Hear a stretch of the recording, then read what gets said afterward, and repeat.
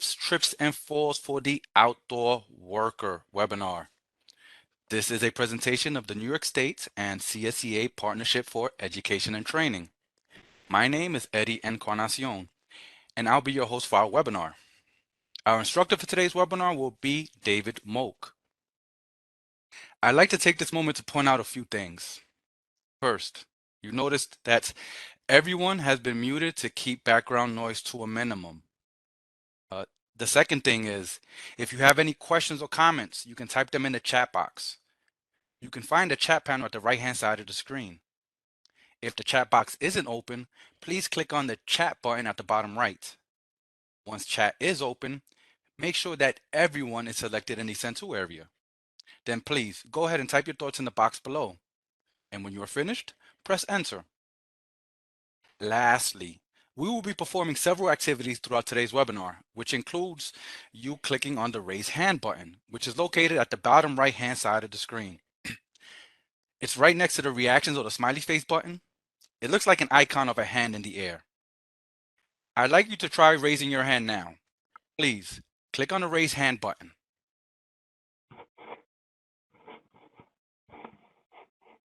Notice how you can see a hand go up next to your name in the participants panel.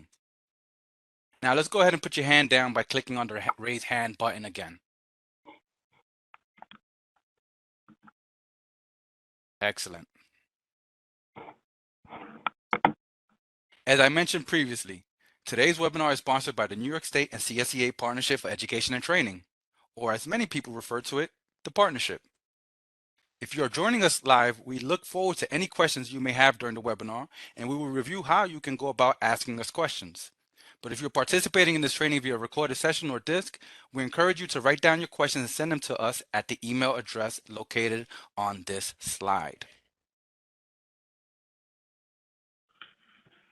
Some of you may be wondering, what is the partnership exactly?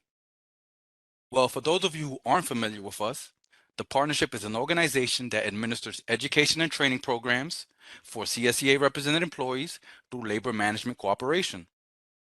It is funded through the negotiated agreements between New York State and CSEA. The partnership offers in-person classroom trainings, online learning, educational advisement services, grants, tuition benefits, labor management services, and other education training programs, including the webinar you are attending today. The partnership is a joint labor management organization whose mission is to promote career mobility, improve job skills, support workplace safety and health, and promote effective labor.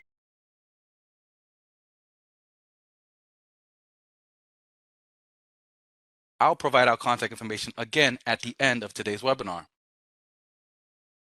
Now that we know a little bit more about the partnership, let's get started with the Preventing Slips, Trips, and Falls for the Outdoor Worker webinar.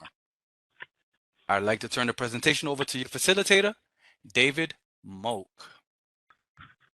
Good afternoon, and as Eddie said, I'm Dave, and I'll be your facilitator or instructor for the day for this webinar. So let's get started with the objectives. So in this webinar, we will help you identify the common causes of outdoor slips, trips, and falls, or STFs. To let you know, we'll be referring to slips, trips, and falls as STFs throughout the webinar. We'll also explain how to choose the appropriate shoes for outdoors. We'll describe how to pick the safest outdoor path, and then we'll recognize common gaits or strides to use when working with the various conditions throughout New York and outdoors. This webinar is filled with interaction, and there'll be an exercise on what the appropriate shoes should be for different surfaces later on in the presentation. In addition to this webinar, your course materials included some other resources and a checklist. If you haven't already looked those things over, you may want to take a look after we've concluded. One thing that's not covered in the program is scaffolding and ladder safety. This subject requires its own dedicated training. The partnership does offer training on this and many other topics, so please visit our website if you'd like to know more information about those workshops. If you haven't printed out the course materials for this class yet, you can do that after today's webinar. You should have received your course materials as an attachment to the email, which stated that you have been accepted into this class, which you probably would have received maybe a few weeks ago. So you can always go back and take a look at that attachment after the webinar. So we all have an important role to play in the prevention of incidents related to slips, trips, and falls. This webinar was developed to educate you on the seriousness of this issue and hopefully to keep you from becoming another statistic. So let's look at an incident that occurred in the winter of 2018 involving a New York State DEC maintenance assistant. During a heavy snowstorm, two employees traveled to a New York State DOT salt barn to pick up salt in a regular cab flatbed truck with a salter on the back.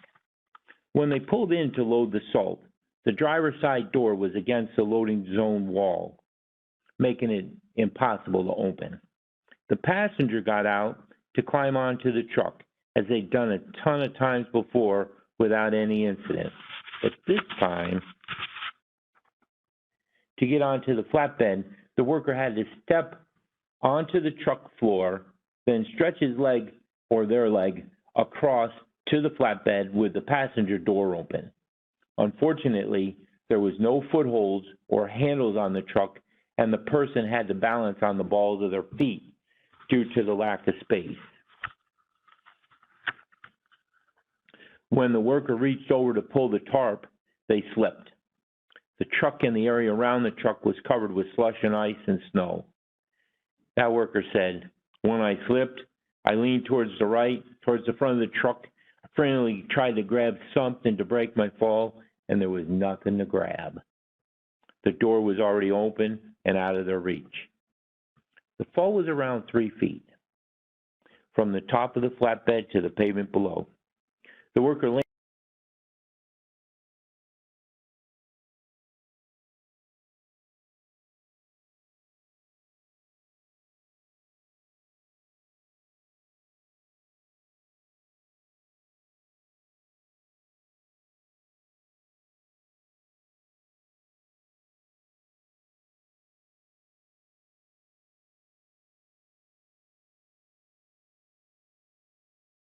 to the worker's back, their hip, their upper arm, their elbow, their wrist, and a bruising near their tailbone.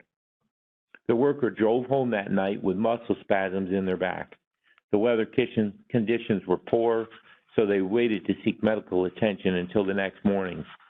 The injuries still affect that person's right shoulder and their back well over a year later.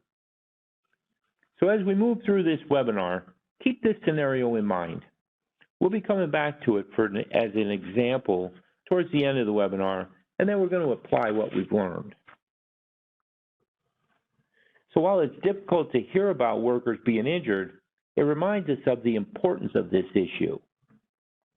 And it gives us the opportunity to think about our own experiences with slips, trips, and falls in the workplace. So please take a moment and share whether you've ever experienced a slip, trip, or fall at work. Maybe you slipped on an icy path, maybe you fell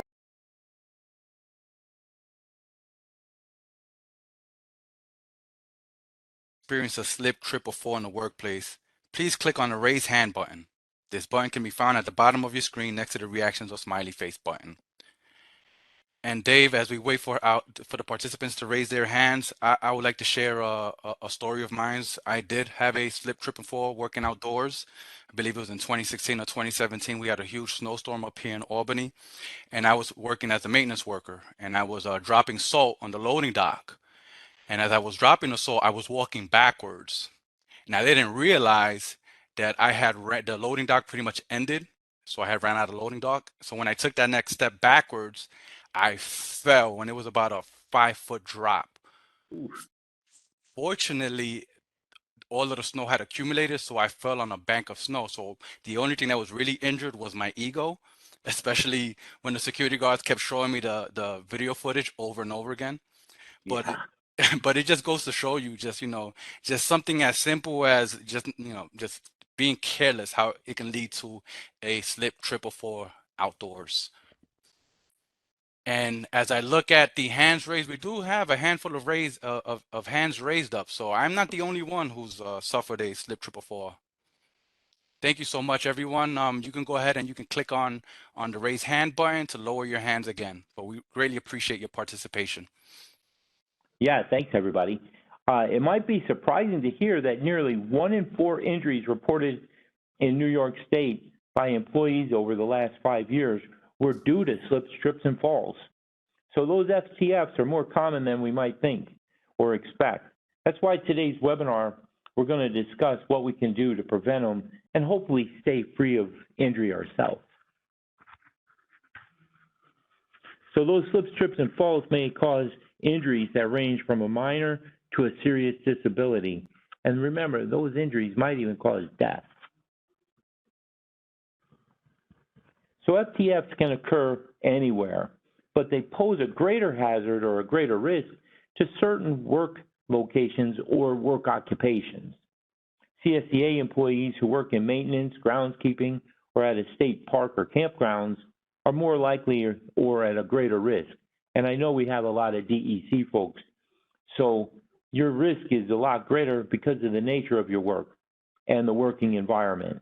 Likewise, the ever-changing weather can create a slip, trip, or fall hazard, there we go, during the work shift, which for an unprepared or untrained person could be fatal. Everyone's at risk, regardless of your job or your work environment. However, slip, trips, and falls are highly preventable with the proper training.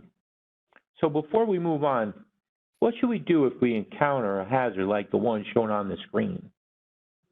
Please type in the chat box what you think Dave should do when encountering a hazard like this. Again, you can find the chat panel at the right-hand side of the screen. If the chat box isn't open, please click on the chat button at the bottom right. Then once chat is open, make sure that everyone is selected in the Send To area. Let us know what you think Dave should do in this situation, and then press enter. All right, Dave, and Scott says, cut it up pronto. That's a good one. We have Michael says, find an alternative route. Get the appropriate trained folks to take care of it. Again, we have another find an alternative route. Tell your supervisor for cutting. Be aware of your surroundings. All great responses, everyone. Thank you so much for participating. Yeah, and finding the right people to take care of it, that's always a plus. And then removing that hazard, that's really what it's about, and with the right training and the right people. If you don't have the proper training or the tools, you should at very least, put a warning sign and notify your supervisor. And I see a few of you said that. And then if you must climb over the log, try to keep your body as close in contact with it as possible to prevent that slip, trip, or fall. So in the next section, we'll be reviewing basic definitions to make sure that we're all speaking the same language. Certain reports require that we distinguish between a slip, a trip, or a fall. And it's important that we all understand the basic distinctions between those three terms.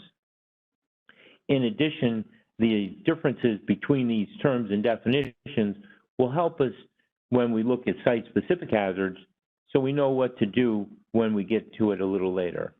So let's begin with slips. So in your opinion, what causes a slip? A, wet or dry surface, B, loose surface material, C, poor traction, or D, weather conditions. I'd like you all to notice that I've opened the Slido panel on the right-hand side of the screen. Take your mouse and click on all of the options that you feel are correct. When you are done, please click on Send.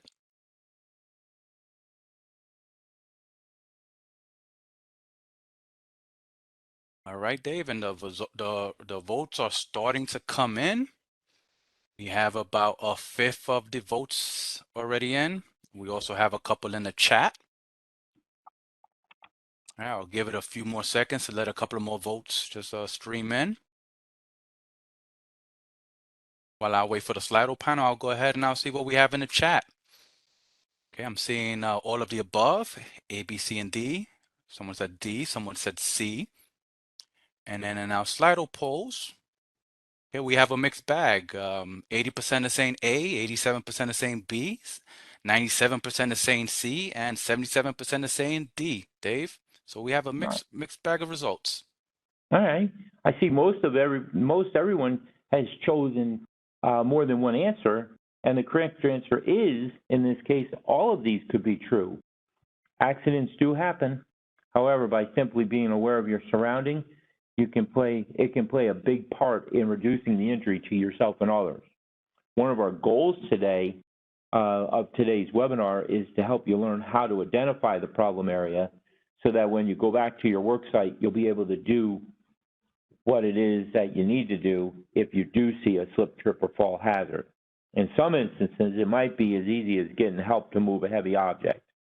Could be drying up a spill or walking around an object or an obstruction in your path. Other situations, however, might require reporting it to management or to your safety and health committee. So by definition, a slip is defined as a loss of friction or traction between your footwear and the walking surface, resulting in the loss of balance. We all know that weather in New York can go from warm, dry, and sunny to cold, wet, and snowy, and then right back to warm and sunny, all in that same day. And because of that, a strategy that works on ice in the morning might not be so good on mud in the afternoon. So to help avoid a slip, you should monitor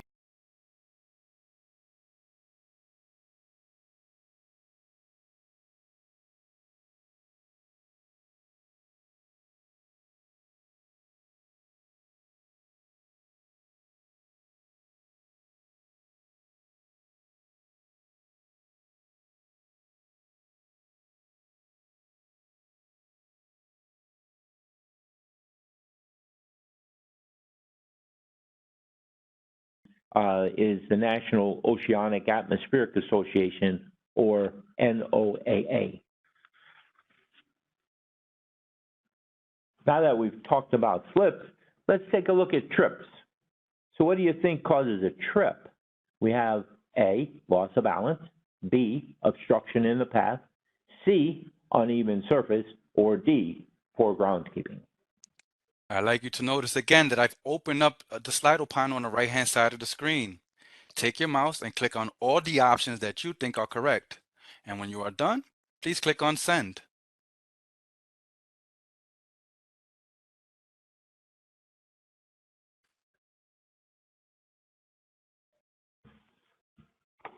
Let's see how it's looking, Eddie. Yeah, I had a quick delay on the Slido poll, but you should see it now, everyone. So what is the correct answer here?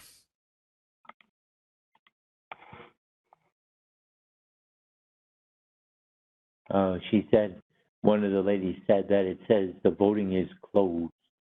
Let me go ahead and try and launch that again. It's showing on my end, but I'll launch it one more time. Okay, let me know if you are able to see it now, everyone. Oh, it's still closed, Eddie. There we go. So in the, all right. Oh, there we go. Now we're up. There we go. Whoa, look at them answers coming in. All Now right. got some responses. Oh. Yeah, it's looking like it's Dave. Everyone is saying, I'm getting an even amount of A, B, C, and D here, Dave. Let me take a look at the chat. And yeah, B, C, and D. And again, I apologize everyone for the Slido mishap, but we should be good to go for the rest of the program. Well, I see there again that there's a lot of answers and a lot of different answers. And there again, the correct answer is all the above. We could even argue that A, which I see, Jeff, you didn't choose A, we can argue that A is not a cause, but part of the definition. And you're right, that is part of the definition. Trips occur for a variety of reasons, so. However, as we said before, being aware of our surroundings and watching out for where we're going, that can help reduce trips. So trips by definition is a loss of balance resulting from a person's foot or lower leg hitting an object while the upper body continues to move. As you see in the picture, A stick or a branch creates a trip hazard when left on a path or on a trail. So we shouldn't try to jump over them for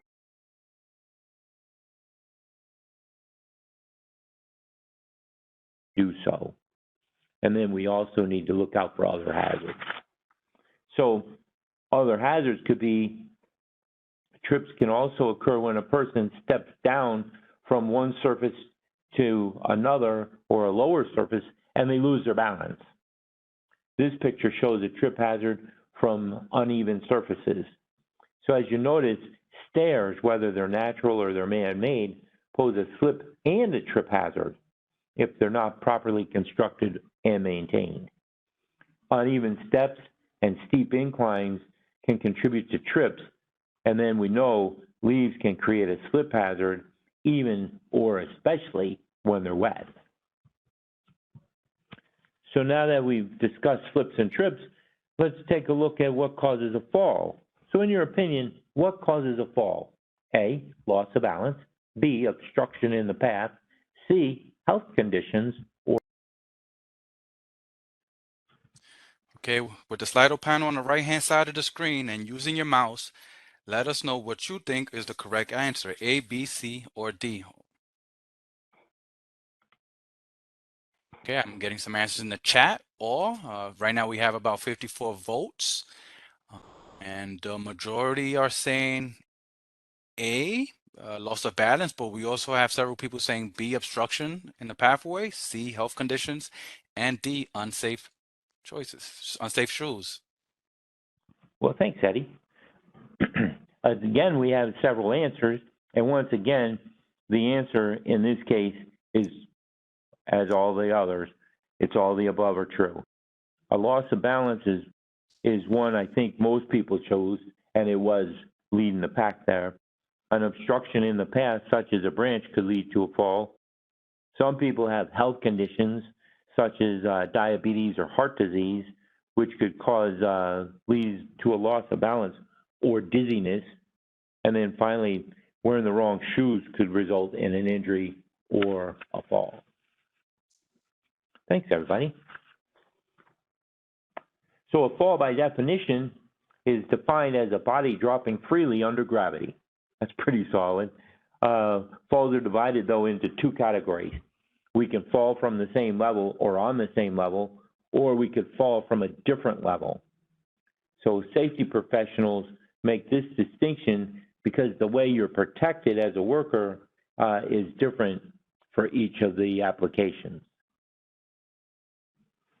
So when we consider same level workplace falls, most people think of slipping or tripping on or over an object on the ground or the floor. So regulations require work sites to have a routine maintenance plan to keep the paths and the trails clear. Same level falls occur when you're too far off of balance. So using a walking stick to help keep your balance when you're walking outdoors, instead of having 2 points, that walking stick allows you to have a third point of contact with the ground. Hikers generally use a trekking pole or trekking poles, 2 of them, which look a bit like ski poles, and they give you 2 more points of contact in addition to our feet. When most of us think about workplace falls, we generally think of, or we usually think of, falls from heights or of a different level. Many of your daily tasks as workers outdoors will require you to work from different heights or different levels. So you could be scaling rocks, you could be clearing fallen branches, you could be repairing the damage, and they all present the possibility of you falling. Those fences and railings are installed to protect both the visitor and the employee from a fall. So now we get to communication. So communication and watching out for each other will help reduce some of the risk, but being properly trained for the task and wearing the proper personal protective equipment, such as a safety harness, is a must to help reduce the chances of fall. Safety harnesses are required when the railing system is being installed or when the railing is being repaired. And when you're working in an area outside of a protected barrier, you need to still have personal protective equipment and trained in it. So remember, always be aware of your surroundings and never take risks. Falls can cause injuries and even fatalities. So Eddie, let's stop a minute and ask everyone if they have any questions about slips, trips, or falls at this point. If you have a question, please type it in the chat box. Okay, I'll give them a few seconds to see if we have any questions. Well, I don't see any popping up, so I guess, Eddie, we'll move on. All And right, let's go. we always will have that question and answer at the end, so they can always just jot it down and ask later. So now that we've covered the definitions of slips, trips, and falls, let's learn a little bit about the way we control them. So after a slip, trip, or fall hazard is identified, the next step is to figure out the best control or the best corrective action.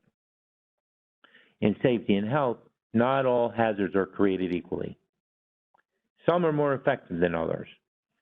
So we refer to it, as you see on the screen, as the hierarchy of controls. The idea of the hierarchy is to use the best available method that will provide the maximum amount of protection with the minimal room for a failure, so that an exposed worker has the least chance of getting injured. OSHA, the Occupational Safety and Health Administration, requires that hazard controls follow this hierarchy. So if you notice, you'll see elimination of a hazard is always the best. If we can eliminate it, that's always the best. If a hazard can't be eliminated, then the next best control is an engineering control. So an engineering control would be a physical change that would reduce the risk. Then the next is an administrative control. So an administrative control would be such as following a rule or getting trained. And then last but not least would be to utilize personal protective equipment, or PPE, which would require you as a worker to wear something that would reduce your exposure to the hazard. So before we move on, are there any questions about the hierarchy of control? If you do have a question, please go ahead and type it in the chat box.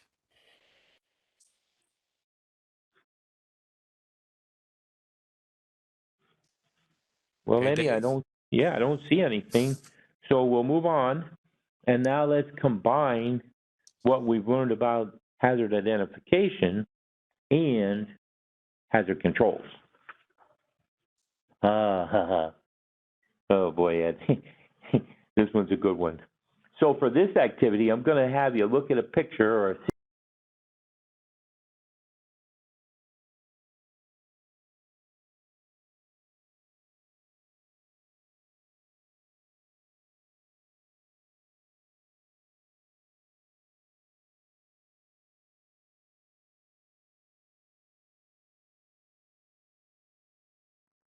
So if you remember the hierarchy of control, how an engineering control is a physical change to lessen it. An administrative control would require you to do something or to change your work practice. And then PPE would be a control that would require you to wear something. So once again, administrative and PPE controls are considered less effective than the engineered control. So I'm going to do this one with you first, and then we're going to see how you do after. So in this photo, you see the person is standing on a trash can instead of using a ladder. So the hazard is a fall. Obviously, they can easily fall off the garbage can, and it's going to be a fall. So the potential control measure might be to make sure that the proper ladder is available. The ladder would be considered an engineering control. And then, of course, by the way, never stand on a trash can. So let's get started. Once you know the potential hazard in the picture and have an idea for a control measure, please type it in the chat. So let's take a look at this picture we have here. All right, and what potential hazard do we see in this picture? And do we have an idea for a control measure? All right, let's see what we have in the chat, Dave. Yeah, let's see what's up there, Eddie. Okay. Looks like I see one person said unserviceable webbing, replace it. Repair with a zip tie. Oh, come on, who put that? Repair with a zip tie. Replace. Replace. Just Yeah, we oh have man, we got some comedians in this group. frayed strap, Yeah, yeah. unserviceable webbing, replace. So Ken's identified, the hazard, and he's has an idea for control measure. Wow. Hey, Eddie, thank you, everybody. Those are some great responses. Yeah, So this image is the fabric on a safety lanyard that's been frayed or cut on the edge. So even though we don't see the rest of the lanyard, we should know that this is a potential hazard that could lead to a fall of some sort. As you may know, or many of you might know, that a lanyard is the strap that connects the body harness to the anchorage point. So in this case, we can do a true elimination of the hazard, but not having the worker go into an area where they need this kind of PPE. We can engineer the control by providing a railing or a protection from the work. We can provide a railing so there's protection so the worker can't fall. An administrative control would be to provide training so that worker, and a lot of you knew the administrative piece, so the worker would know the OSHA requirements for the personal fall arrest system. So that requirement states that the fall arrest system has to be inspected prior to wearing for damage, wear, and deterioration. And then remember, elimination or substitution is always the best. So if we can't though, then we'd go to the engineering, administrative, or PPE. So elimination would be to replace, right? And a lot of you said new strap. yeah, Thank Dave, you. I did see someone in the chat said to go ahead and just cut it so no one else will use it. So that is a great idea. It's pretty much eliminating the Yeah, possibilities of someone using this. yeah. As a carpenter, when I taught the fall protection class, if it was damaged or experienced a fall, like if it was used in a fall, then it's always supposed to be removed from service because at that point you don't know the integrity has been compromised. The fall force has always damaged something, and we might not see it. Okay, so let's do another one. Here we have a New York State worker getting ready to collect a water sample. I know there's a lot of fish and hatchery people here. So that sample is from a stream. So what's wrong in this picture? Again, if you know what is wrong with the picture and you have an idea for a control measure, let us know by typing it in the chat.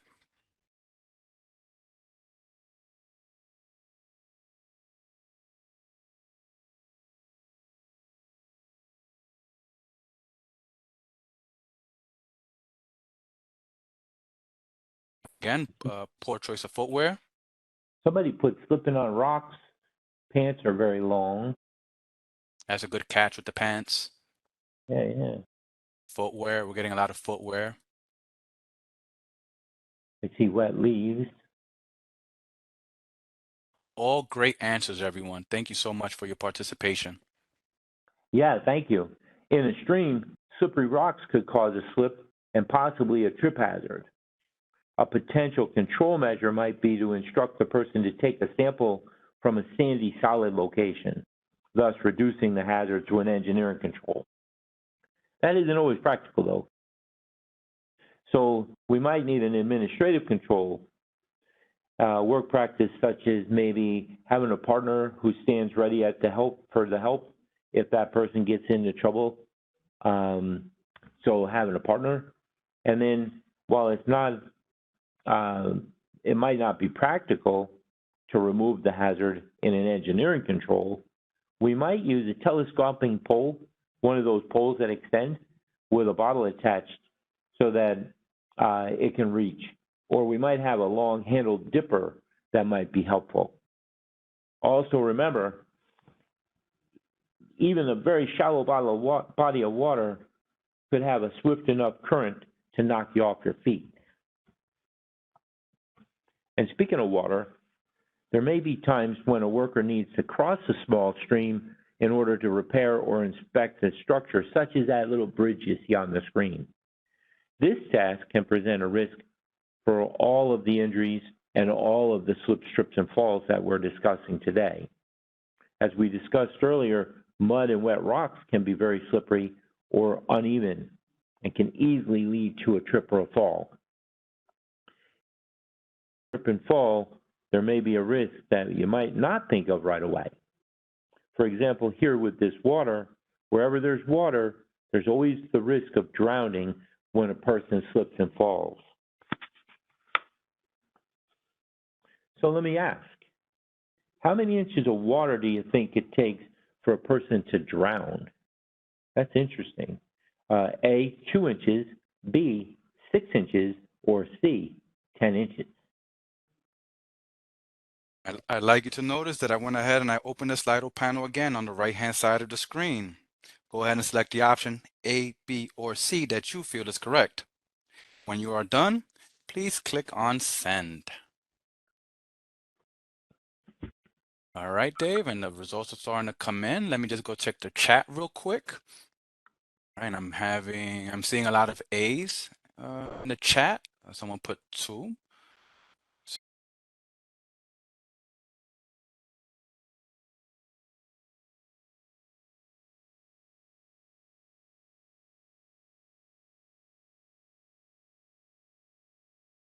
Might be surprised that the correct answer is 2 inches, but that's all it takes for a person to drown.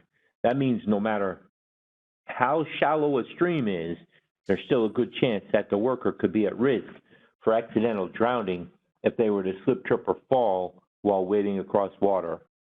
So we got to remember, slips, trips, and falls can be dangerous in any environment, but particularly when a worker becomes disoriented or loses consciousness in that water.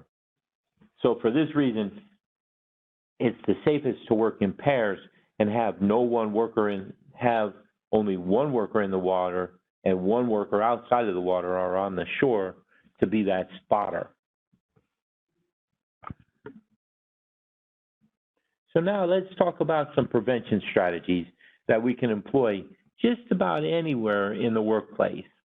We're going to focus on 5 primary preventions. Remember, we have slips, trips, and falls that result from some kind of unintentional or unexpected change or contact between your foot and the ground or your walking surface. So we have up there 5, our top 5, that you can use to avoid slips and trips and falls. So we have besting the trail, which focuses on groundskeeping. Besting the trail is the grounds. Picking your path, which is identify the best walking surface. Choosing your shoes, which is the best footwear. Making your gait great, which is walking at the appropriate pace or stride. And then testing the trail, which is site-specific hazards. So on any given day, you might need to recall one or all of these strategies. So unlike the hierarchy of control, these prevention strategies, we're not going in any particular order, but we're going to spend a little time on each of them and a little more detail. So our first one is besting the trail. If you remember, besting the trail is the first of our strategies, and basically it's good housekeeping of an existing pathway or trail. So here's some examples of types of things you could do. You can mark the hazards. You can clear the hazards. You can pick up the debris. You can remove obstacles from the path or the walkway so they're free and clear from trip hazards. You might be scaling rocks, Remember, you need training, though, for all of those things. You could be filling the holes in the trail. You might be removing dead branches. You might be replacing damaged or missing signage. You could be replacing or repairing barricades and fences.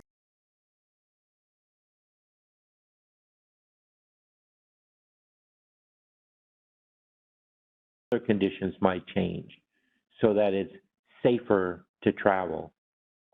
So without good housekeeping or groundskeeping practices, other preventive measures will never be fully effective.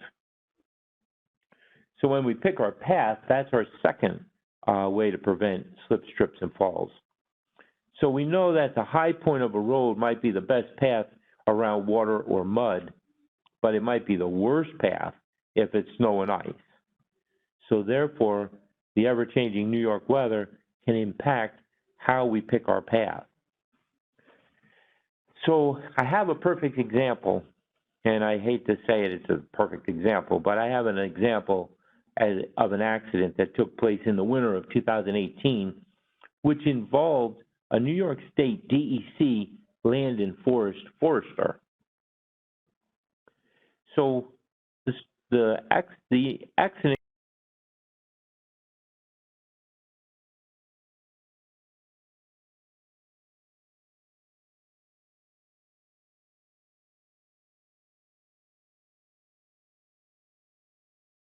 the employee was working alone about a mile from their vehicle. They were carrying a gallon of paint in one hand and the paintbrush in the other. And then they had to cross a small ravine.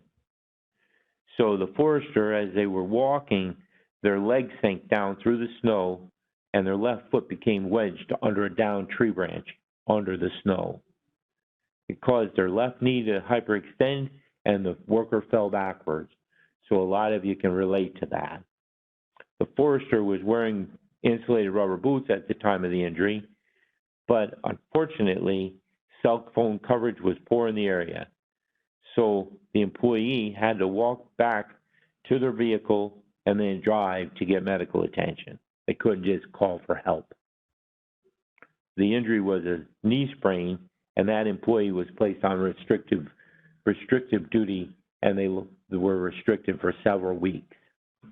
So we can't remedy the injury that involved that forester, but we can work diligently to prevent something like that from happening again by picking the correct path. So now we have to think, what if an alternative route isn't available? So you have to ask yourself, can I get to where I need to go safely? And that's really picking your path. If not, you may need to skip that area or go back to it another day when the conditions are a little better.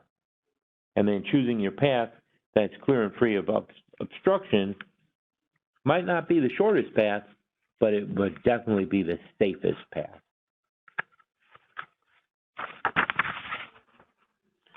Now we come across, there might be times when you need to go through the woods to do a forest inventory.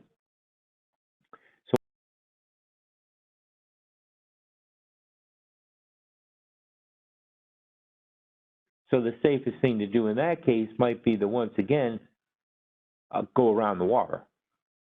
But if we need to go through the water, we might need to have a coworker with us so we can either take turns wading through the water, or we can have a person on the shore be our spotter in case we need help. And then, of course, you don't both go through the water at the same time. You go one at a time. And this way, if there is something that happens or someone were to get injured, the other person could then lend a hand or get help. So our next strategy is footwear. And that's another good solution and is a well-known prevention strategy. So workers who spend a lot of time outdoors should select and wear the proper footwear. Since there's no one footwear with anti-slip properties for every condition, you need to make sure that the manufacturer's shoe information matches what you're going to need it for. Some of your agencies have a safety excuse me, they have a safety shoe program that's part of their collective bargaining agreement with CSEA. It's important to select a safety shoe that has a slip, an impact, and a puncture resistance. We know that steel-toed boots are an example of impact resistance, and there's also composite toe shoes and boots. But as we know, the steel toe is kind of clunky, so the composite toe has become more common because it's lightweight, and then the material makes them less clunky, and then composite toe doesn't hold the cold in like the steel toe does, which is a plus to the cold weather worker. We all know that it's easier to work and walk if we can feel our toes. The second part would be if you needed to, you could always get traction cleats. So a traction cleat can be effective for your outdoor working because they are an accessory to your steel-toed shoe or your boot. And remember, the proper footwear is a good prevention method for all slip, trips, and falls. And then we have another advantage to proper fitting, which makes it more comfortable, and a more comfortable shoe prevents fatigue, which in turn improves your personal overall safety. So when we look at proper shoes or proper footwear, we're looking for conditions that might be like a wide groove to channel fluids. We might look for a soft rubber sole for more gripping power. And then, of course, we're going to be looking for supportive, non-constrictive high tops to avoid that turning of your ankle. Thanks, Eddie. So we're going to do another little activity. This time, you see on the screen, we're going to try to select the best footwear from each row for the outdoor worker. We have row A, B, and C. Then we have D, C, we have D, E, and F, and then we have G, H, and I. So which set of footprints is the best for outdoor work? Please type your choices for the footprints of the best footwear for outdoor work.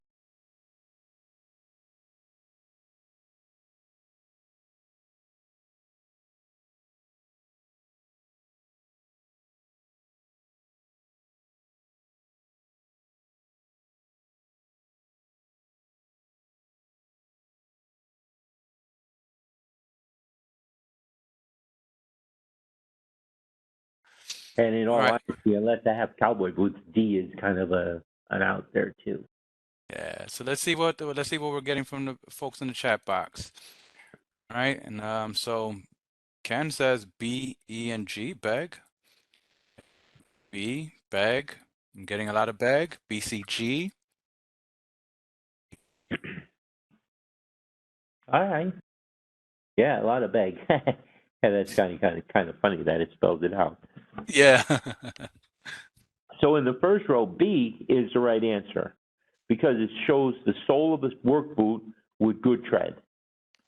C shows the sole of an athletic sneaker. Its tread isn't as good. And of course, A, we're never going barefoot. In that second row, those of you that said E, E is the best of the three. It looks like the sole of a sneaker, but it's still better than the other two because footwear with no tread or flats can cause a slip hazard. So D and F are slippery. And then in the third row, G, so yeah, it was beg. G was the best answer. Again, footwear and traction tread are always the shoe of choice. And of course, any footwear with heels will sink into the ground and cause the potential of a trip hazard. Nice work, everybody. So making your gait great. The length of your stride or the size of your step is your gait.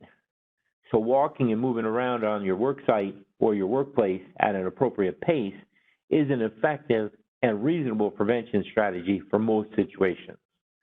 Running, jogging, or even making a quick movement while you're working can cause a number of incidents to occur. So your gait or your stride will need to be adjusted for certain conditions. On a steep slope, you might sidestep with a shorter gait, so that's the recommendation when it's steep. Walking sideways, baby steps. If you want to walk on ice, you got to walk like the penguin. So the penguin walk has a few rules. One is keep your center of gravity over your feet. The next would be move slow to react to any changes of your shoe's grip. Then extend your arms out, kind of like the penguin is on the screen, to help with your balance. Bend your legs and walk with a flat foot. And then point your feet slightly outward. Walking like a penguin may help prevent a lifelong injury or disability. Now, our fifth and final strategy is awareness of site-specific hazards. It's always necessary to deal with slips, trips, and falls hazards at your own workplace. In other words, you need to test your trail. So let's talk about some of the site specifics that we've identified or we've had agencies identify for us who have outdoor workers.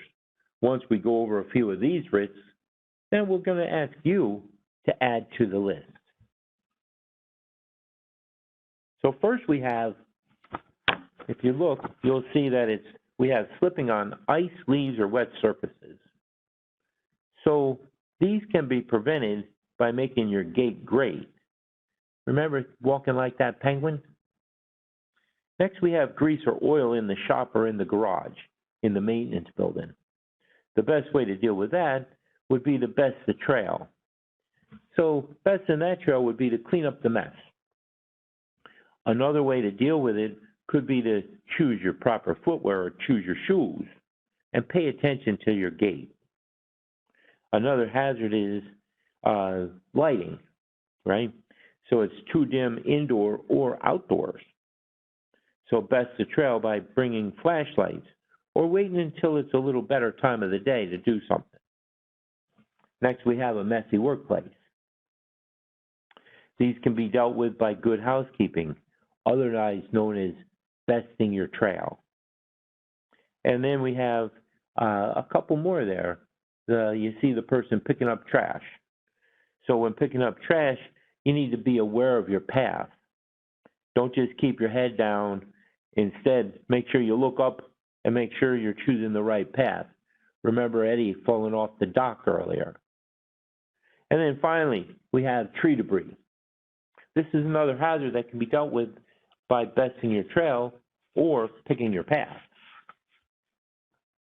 And we have three more. So we have poorly maintained sidewalks, paths, and trails, which can be dealt with by besting the trail or picking your path. We have slipping on those steps, which can be prevented by picking your path or besting your trail. And then we have weather-related slips, which can be prevented by picking your path or choosing your shoes.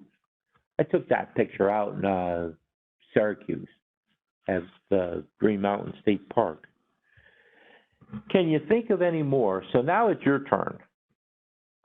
So can you think of any more site-specific hazards that should be discussed with your safety committee at your own work site?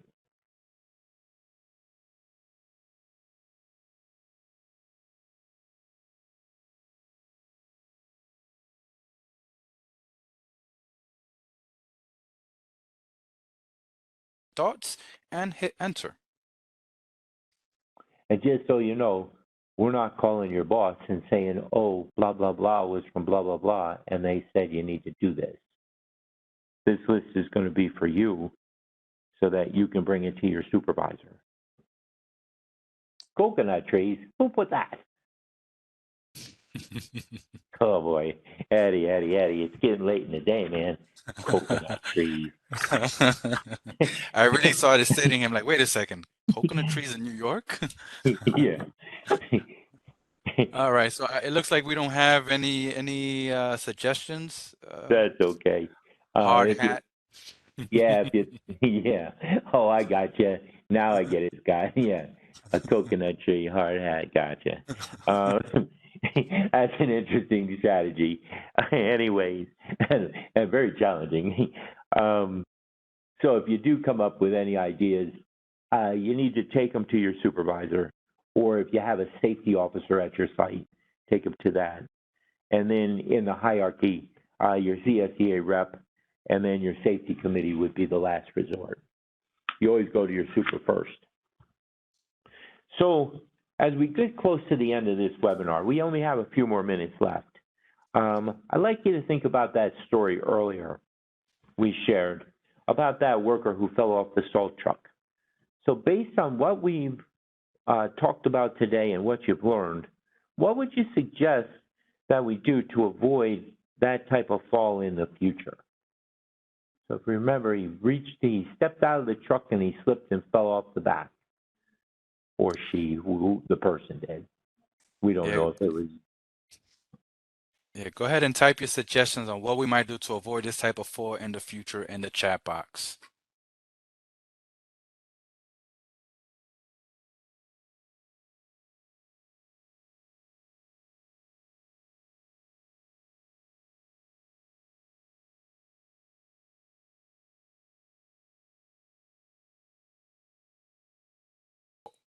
Walking backwards. Yeah. So those are some good examples. Those are some good ladder and handles on the truck. Thanks, Greg. A crank up tarp. Good one, Paul. And you're going to see that's one of my things. Better shoes. All So great responses, everyone. Thank you so much. in the interest of time, I had some other things. Park the truck so the door could be opened. Clear a safe path. Avoid standing on a slippery surface. As someone said, park safer. Wear the appropriate footwear, someone said. Avoid balancing or standing on uneven surfaces. And then avoid overextending your stride. And then remember, as one of you said, in the hierarchy of controls, the hazard could have been eliminated by that automatic retractable tarp cover for the back of the truck. We could have engineered that control by having a wider loading dock. We could have administered a control by having the person stop and clear the truck before it entered the loading dock. And then the final control would have been those slip-resistant shoes. So good answers, good answers. So now as we end up, as we're getting to the final part of this, we've gotten familiar with site specifics. So let's talk a moment about OSHA and PESH. So PESH stands for the Public Employee Safety and Health Bureau, and PESH enforces all the OSHA standards for the occupational safety and health of New York State.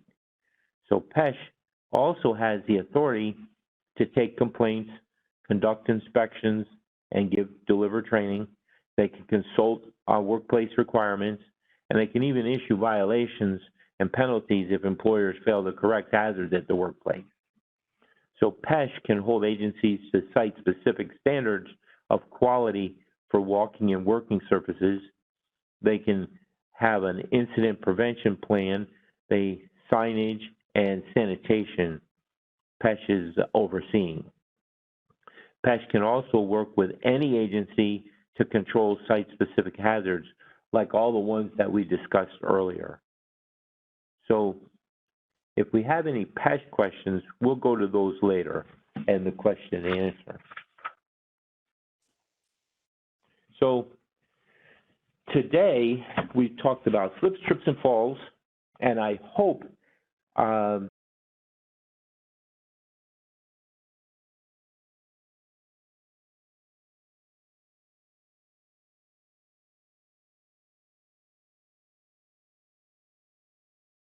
I'd like to turn this back over to our host, Eddie, who's going to talk to you about some upcoming webinars and our course evaluation. So thank you. And Dave, thank you for such a great webinar. Before we wrap up, I want to mention that when you close the webinar window, our brief online survey will pop up in a new window. I just want to thank you in advance for your feedback because we do review it all and use it to improve our webinars. So we hope that you'll take the time to fill out the evaluation after you leave. Also, I would like to mention that if you scan the QR code on the screen, it will take you to our Skills for Success catalog where you can search for upcoming webinars or view our in-person classes being offered this semester. Simply scan the QR code with the camera app on your phone.